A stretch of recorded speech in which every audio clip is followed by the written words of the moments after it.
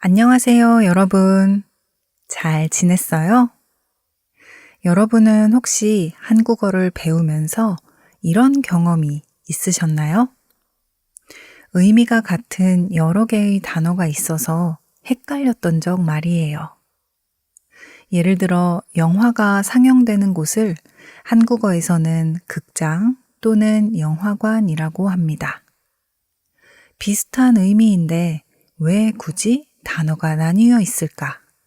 궁금하셨던 적 있지 않나요? 사실 그 이유는 한국어 단어 속에 숨어 있는 뉘앙스의 차이 때문입니다.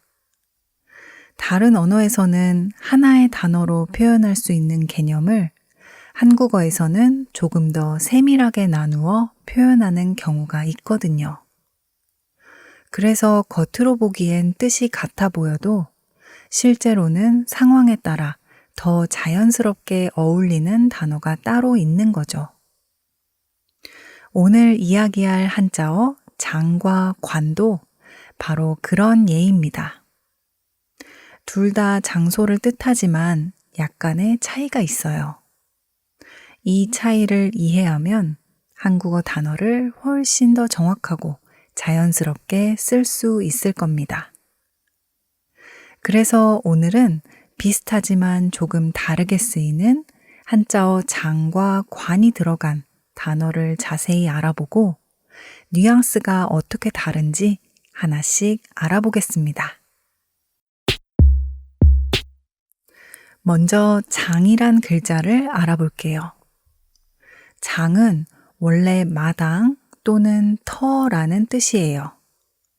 즉, 넓은 공간 혹은 땅을 가리키는 말인데요. 특히 어떤 특정한 활동을 하는 공간을 의미합니다. 운동을 할 수도 있고, 사람들이 모일 수도 있고요. 아니면 차를 세워둘 수도 있고, 공연을 하거나 촬영을 할 수도 있겠죠. 이렇게 어떤 일이 벌어지거나 활동이 가능한 공간을 말할 때 한자어 장이란 글자를 사용합니다. 예를 들면 제일 먼저 우리가 잘 알고 있는 단어 시장이 있어요. 시장은 사람들이 모여서 물건을 사고 파는 곳이죠. 서로 싸게 사려고 많이 팔려고 흥정도 이루어집니다. 그래서 시장은 항상 시끌시끌하고 언제나 활기가 넘쳐요. 이렇게 시장은 한 건물이나 상점을 의미하는 게 아니라 거래와 교류가 일어나는 현장을 나타냅니다. 또 운동장이란 단어도 있어요. 학생들이 축구도 하고 달리기도 하는 곳이죠. 또 뛰어놀면서 게임도 하고 여러 신체 활동을 할 수 있는 공간입니다. 보통 학교 안에 속해 있는 공간을 의미하는데요.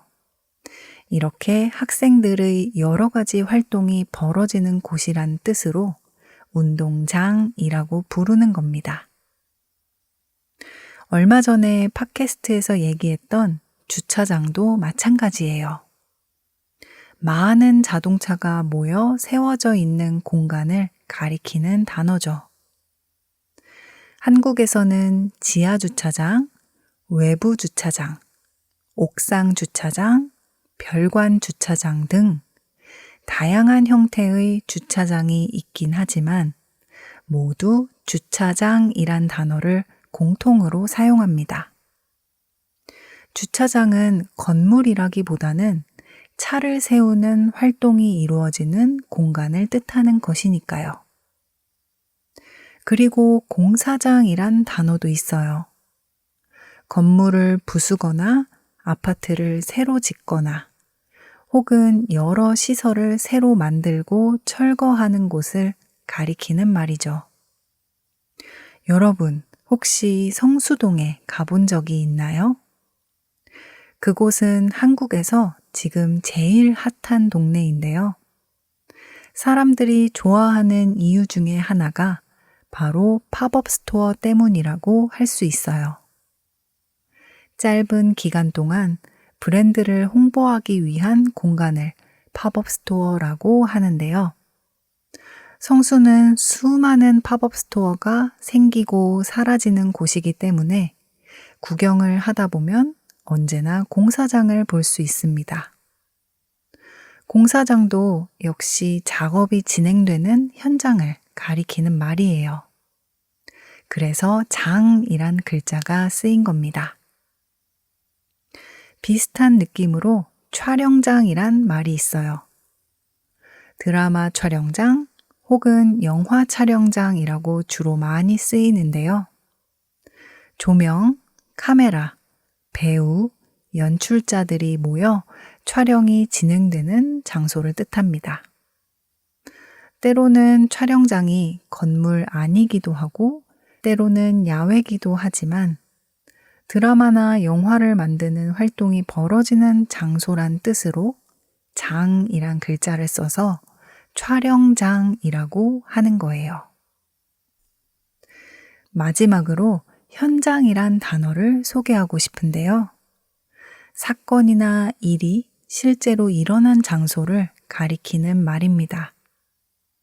예를 들어 교통사고 현장, 살인사건 현장, 콘서트 현장, 올림픽 현장, 어제 술 먹다가 싸움이 났던 현장, 그 남자가 프로포즈 했던 현장 등등 특정한 일이 생긴 바로 그 장소를 말해요. 즉, 사건이 생생하게 일어난 자리라는 뜻입니다. 그럼 이번에는 비슷하지만 조금 다른 관이란 글자를 한번 살펴볼게요. 관은 특정 건물이나 기관이라는 뉘앙스가 강합니다. 아까 장은 오픈된 넓은 공간을 의미했다면 관은 어떤 역할을 하는 건물, 또 공식적인 장소를 나타낸다고 생각하면 돼요. 예를 들면 요즘 한국에서 아주 핫한 장소죠. 바로 박물관입니다.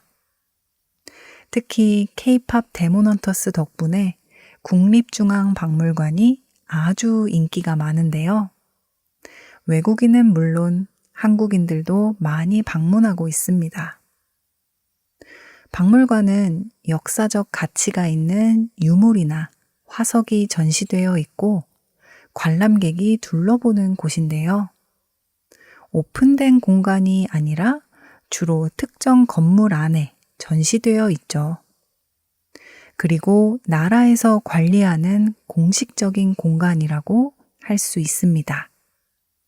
그래서 관이란 글자가 단어에 들어가 있어요. 비슷한 맥락으로 미술관이란 단어도 있죠. 벽에 그림과 조각이 걸려 있고 사람들이 그 작품들을 감상하는 곳인데요.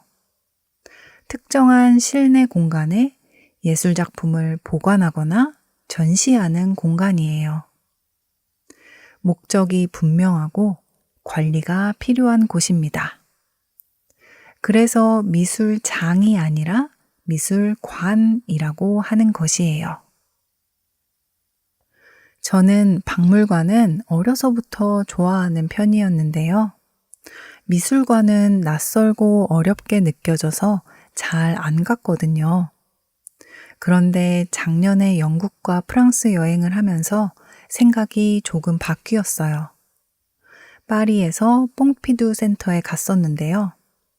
큰 기대 없이 갔다가 현대 미술 작품을 보고 많은 감정을 느끼게 됐습니다.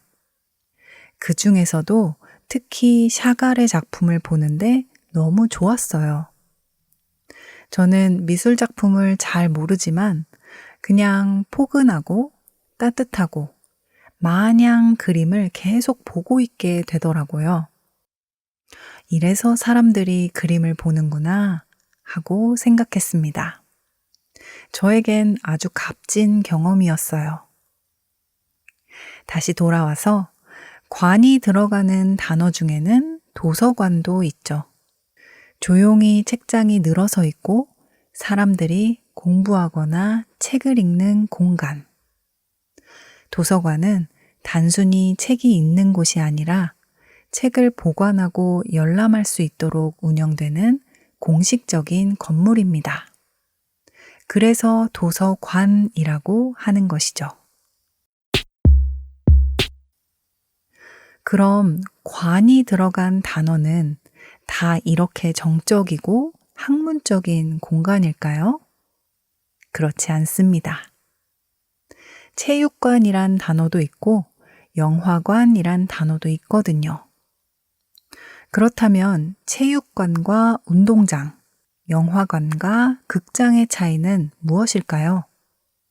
각 단어가 가진 뉘앙스와 정확한 쓰임에 대해 얘기해 볼 텐데요. 자세한 내용이 궁금하신 분들은 멤버십 영상을 확인해 주세요.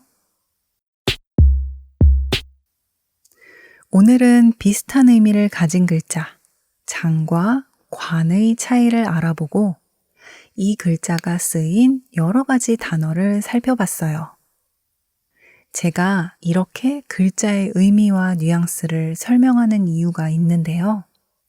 바로 여러분이 감각적으로 단어를 기억하길 바라기 때문입니다. 번역된 뜻을 기계적으로 외우는 것보다 한국어 단어를 봤을 때 그 단어가 주는 느낌과 의미를 같이 기억하는 게 좋거든요. 그래야 그 단어를 제대로 쓸 수 있고 그 단어가 쓰인 문장을 온전히 느낄 수 있지 않을까 생각합니다. 팟캐스트를 보면서 혹은 들으면서 한국어 단어를 많이 느껴보세요. 한국어 실력은 쌓이고 쌓이면 언젠가 터져 나올 테니 지금 너무 걱정하거나 조바심 내지 않아도 괜찮습니다. 내용이 잘 이해가 안 가거나 궁금한 점이 있으시면 언제든지 댓글로 남겨주시기 바랍니다. 지금 K진의 한국어 팟캐스트 멤버십에 가입하시면 멤버십 전용 영상을 보실 수 있고 이 영상의 한국어 스크립트 PDF 파일을 무료로 다운받으실 수 있습니다. 아래 링크를 통해 가입하실 수 있어요. 여러분의 적극적인 참여와 관심, 응원에 항상 감사드립니다. 오늘의 단어는 여기까지. 다음에 또 만나요. 안녕.